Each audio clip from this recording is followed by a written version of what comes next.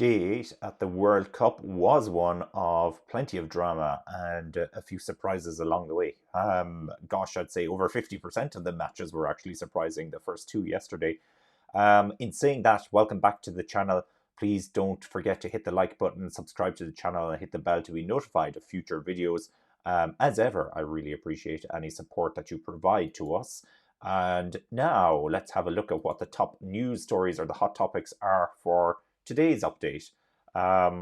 Germany cling on. Yes, we'll get into that. So, a part of the results, we have Germany cling on with their 1-1 draw against Spain, which just about keeps them still in the tournament. Greatly helped by the fact Costa Rica actually won against Japan. 1-0 win against Japan. So, Costa Rica keep Germany in the tournament, more or less, until the next match. Let's see how that goes. Belgium, really bad. Really, really bad. We'll get into that a little bit. What I don't have mentioned on here as well is, of course, Canada are now out of the tournament as well. A little bit disappointing. I thought they might get the draw yesterday. It was looking good for a little while, but it didn't last. And Iran demand that US are kicked out of the World Cup, and that's to do with a representation of their flag on Twitter, I believe. And let's have a look at the upcoming fixtures for today and tomorrow as well. So getting things kicked off straight away. Germany cling on. The best thing for me to do here is to show you the stats on this one. And if I could remember the correct button to press, we'd get there. Here we are. Here we are. So as I said, firstly, the results. So looking at the top, you can see that Germany won, Spain won, and also we had Japan 0, Costa Rica 1. And looking at Group F, we had Croatia beating Canada 4-1. They got off to a slow start, went 1-0 down to Canada very early on in that match. But Croatia did come back and managed to get the win. And of course, the shocker, Morocco have beaten Belgium 2-0. So let me get to each of those in turn. First up, we have Japan, Costa Rica.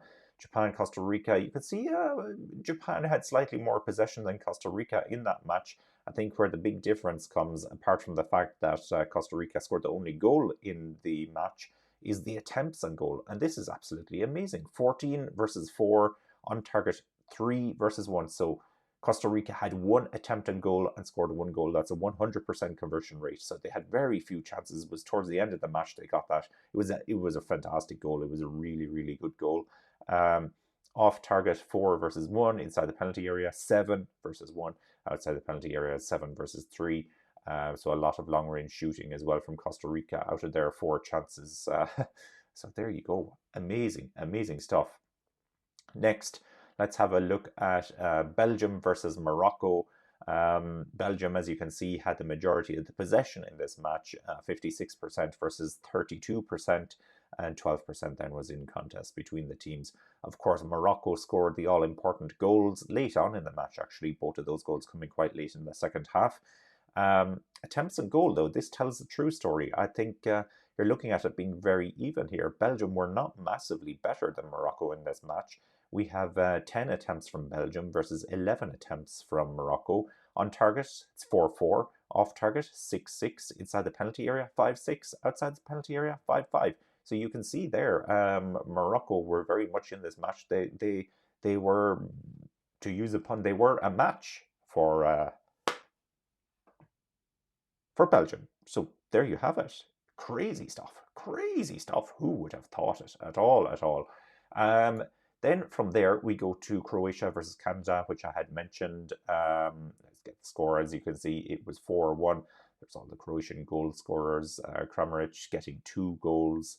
And just the 1 goal then for Canada that was scored by Davies very early on, as you can see in the 2nd minute of the match. Possession looks quite even, actually. You can see Canada having slightly more possession than Croatia in that match, but it's once you get down to the attempts on goal that you see some of the bigger differences kick in here. So 13 attempts versus 9 attempts for Canada. Croatia had 10 of those on target. Canada only had 2. Off target, 2 versus 3. Inside the penalty area, 9 versus 2. And of course, outside the penalty area, 4 versus 7.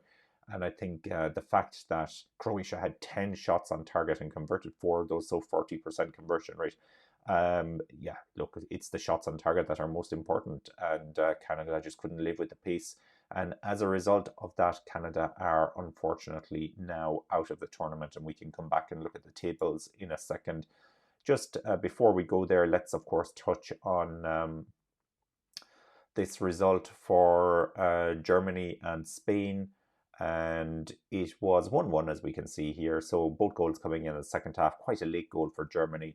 But it was a great match. I really enjoyed it, actually. I thought it was a good battle between both of these teams. Morata scored for Spain in the 62nd minute. As you can see, it's Füllkrug scored in the 83rd minute. So a real impact kind of sub. I think he came on as a sub. Correct me if I'm wrong on this one.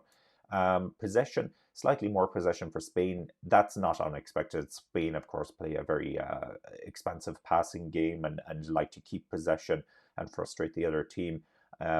Germany, 33%. It may look low, but Germany were quite good. As you can see, the goal stats and assist stats and everything are pretty even. And then when you look at the attempts and goals, slightly more, tipping slightly in the favour of Germany. So Germany were certainly good for their one goal in this match. Inside the penalty area, that's the most stark, 7 versus 3. Outside the penalty area, 4 versus 3. But a total of 10 attempts on goal from Germany versus 7 from Spain. Yeah, so Germany didn't look bad at all in this match. Certainly, this result against Japan seems more like a blip considering the performance last night. So we need to get back to the group stages or the tables and just have a look at this because I think this is important. So if we're looking at Group B, let's start off in Group B. Spain and Japan lead the way here, okay? And Germany completely last place at the moment. But I think there's an important aspect we need to look at here, and that is who each of these teams is playing next. The importance of the results yesterday, Costa Rica beating Japan means that Germany are still in this tournament because potentially we could have had Japan with 6 points. And if Japan were on 6 points and Spain were on 4 points, the chances of Germany getting through looked very slim, very, very slim. I know both teams had to play off against each other, but Germany wouldn't be able to catch Japan.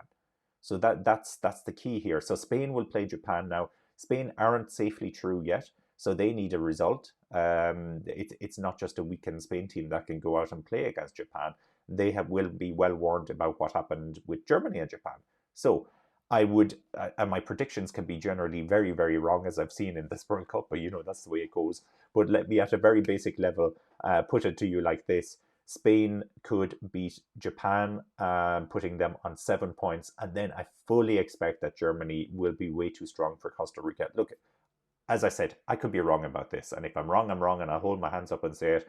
But I do expect Germany to beat Costa Rica, which will put Germany on 4 points just ahead of Japan. Where it gets very interesting is if Japan and Spain draw, and that could be bad news then for Germany. So I still think Germany have a very good chance. I anticipate it'll be Spain and Germany going through from this group. And actually, if I think back to my predictor, I think that's what I had actually predicted. So maybe I'm going to get one group correct. I would have never calculated the path to get there, but that's the way it goes sometimes. Then we need to look at Belgium's group, Group F, as you can see here on the screen as well.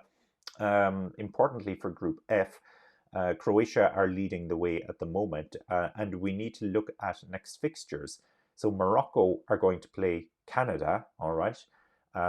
Canada, they're not a bad team. They will be hurt by the fact they're out of the World Cup already. I think they will still try to get a result out of this match with Morocco, and they will have picked this as a potential game to get a result. So I'm not feeling safe in predicting that I'm not feeling safe in predicting that Morocco are going to beat Canada. But Morocco will know now they have a fantastic opportunity to get out of this group, potentially even in first place in this group if they can get a win against Canada. So they need to go for that.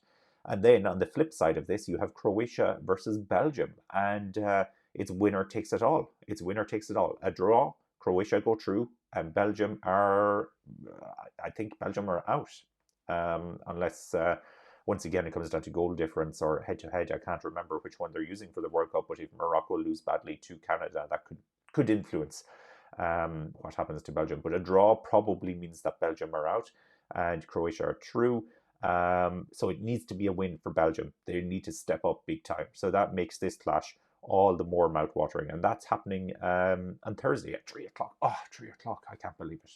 That's not a good time for me. Well, I have a day job, of course, so um, it makes it more difficult to watch these matches sometimes when they're on during the day. But anyway, that's what happens. That's what happens. It's not the weekend anymore. Let's have a look ahead then to the fixtures for today. So first up, we have Cameroon versus Serbia. That'll be kicking off shortly, or actually it has just kicked off when I'm recording this video. I have no idea what's going on there, though. I'm not looking at it. We have Brazil versus Switzerland later on today as well. This is the one where I actually fancy Switzerland to potentially pull off a draw or something like that against Brazil. Maybe I'll be wrong, but this is the group where I had predicted Switzerland to come through in first place and Brazil to come through in second place. So let us see how that one plays out. And then later on today as well, we also have South Korea versus Ghana. Intrigued about this one. I liked what I saw from Ghana against Portugal. You know, they can certainly score goals and they can be a little bit exciting when they get forward. And South Korea looked very good actually in their match against Uruguay. So I'm hoping that that will be a goal fest. Maybe it'll be a 0-0, and I wouldn't be surprised. And then Portugal versus Uruguay. I'm not convinced this one is going to be a goal fest, but you'd never know either. You'd never know. Very hard to call that one. Uruguay certainly need a win. If you look at the group table there, it's Portugal out in front. So let's see. Let's see. I fancy Portugal to pull through on a win against South Korea, potentially. But can they beat Uruguay? Uruguay need to step up a bit more than they did in the last match. Some great fixtures coming up there. I think you'll agree. Some great fixtures indeed, indeed. All right, let me just bring us back to this screen for a second. So what have I missed out on? Well, woeful Belgium. What I've missed out on here is the fact that Belgium, there have been a number of riots reported overnight. So in Belgian and Dutch cities, so of course there'll be a lot of Belgians who will be living in the Netherlands as well. So a lot of the Moroccan fans were celebrating their fantastic victory over Belgium, and I don't think anybody can dispute how good the victory was. But yeah, it has resulted in riots taking place in a number of cities, which is really not what you want to see. So this is a really bad side of football, and no, it's not good at all. Not good at all. So a number of people have been arrested. Police had to use water cannons. Just this is the unsavory side of soccer, unfortunately. Let's have a look back here at the news again. Woeful Belgium. And then, of course, Iran demand the US be kicked out of the World Cup. So what the heck is that all about? Okay, well, let me try and tell you what this is all about. Iran have complained to FIFA after the Islamic Republic emblem was removed from its flag in a social media post by the United States. So when the US put up a tweet of the group, apparently they only included the green, white, and red, and they completely removed this emblem from the flag. Now, I don't think this is enough to warrant anybody being kicked out of the World Cup. But it certainly can be perceived very badly and has been perceived very badly by the Iranians. And so they see this as disrespect. The US apparently have said that they decided not to use Iran's official flag to show support for women in Iran fighting for basic human rights amid the mass anti-government protests in the country. Bit of a weak argument. I don't know. To be honest with you, it could be just very simple that somebody in the social media department just screwed up, but you'd never know. Maybe there was more behind that.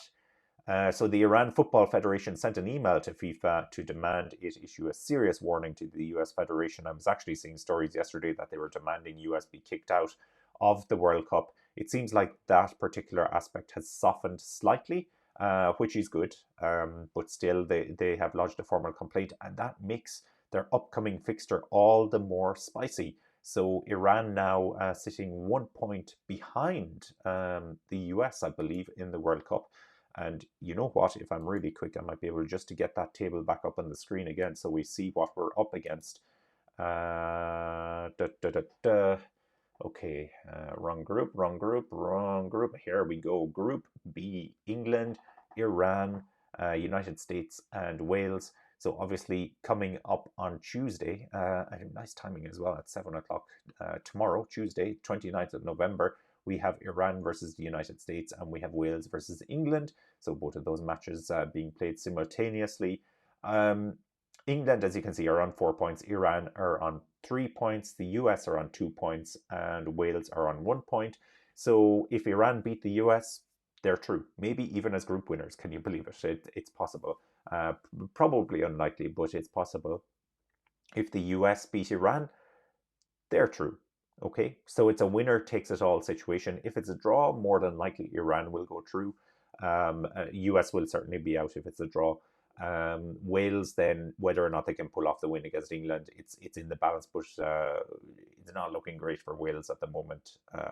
So yeah, I don't fancy Wales to pull off the win against England. Maybe they'll be able to get a draw, but probably not to pull off the win. But time will tell all on that particular one. So I think that's everything that we've covered now. Let me double check. I can double check. I think we've covered everything.